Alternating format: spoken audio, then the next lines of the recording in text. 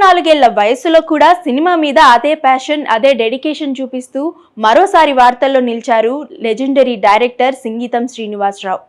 ఆయన తెరకెక్కిస్తున్న కొత్త సినిమా సింగీతం రిలీజ్కి అయితే రెడీగా ఉంది. ఈ సినిమా సందర్భంగా చెన్నైలో జరిగిన ప్రీ రిలీజ్ ఈవెంట్ లో కమల్ హాసన్ ముఖ్య అతిథిగా అయితే వచ్చారు. కమల్ హాసన్ మాట్లాడుతూ, నా 21 ఏళ్ల వయసులోనే సింగీతం గారితో నా జర్నీ ప్రారంభమైంది. ఆయనకు సినిమాపై ఉన్న ప్రేమ, డెడికేషన్ ఇప్పటికీ ఏమాత్రం తగ్గలేదని అన్నారు.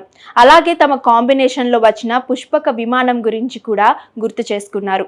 ఆ సినిమా షూటింగ్ మొత్తం ఏసీలో జరగడం అప్పట్లో చాలా స్పెషల్ ఎక్స్పీరియన్స్ అని నవ్వుతూ చెప్పారు.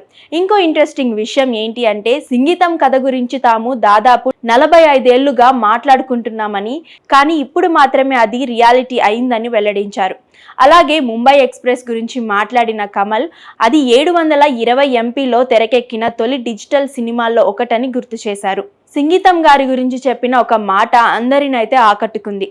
జెన్జీ కంటే ఒక్క అడుగు ముందుగానే ఆలోచిస్తారు సింగీతం గారు అని కమల్ హాసన్ అన్నారు. అంతేకాదు, ఇప్పటికే ఆయన దగ్గర అసిస్టెంట్ డైరెక్టర్గా పనిచేయాలని ఉందని, ఎందుకంటే ఆయన నుంచి ఇంకా నేర్చుకోవాల్సినవి చాలా ఉన్నాయని చెప్పారు. చివరిగా కమల్ ఒక పవర్ఫుల్ పాయింట్ చెప్పారు. స్టార్లుంటేనే పెద్ద సినిమా కాదు, ఒక గ్రేట్ ఐడియా ఉంటేనే అది పెద్ద సినిమా అవుతుంది.